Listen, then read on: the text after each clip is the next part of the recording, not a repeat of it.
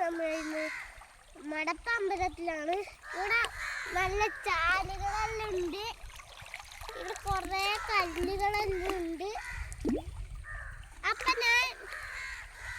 ഞാനെടുത്ത വള്ളാരം കല്ലുകൾ കണ്ടേ.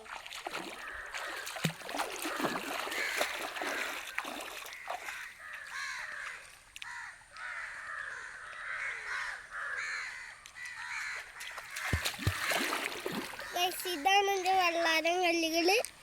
ഇത് ചളയാണ്, പക്ഷെ അത് വീട്ടിലെത്തിച്ച് എല്ലാ ചളയും കഴുകും. അതുകൊണ്ട് കുറച്ച് ഇവിടെ നിന്ന് കഴുകാം കേട്ടോ.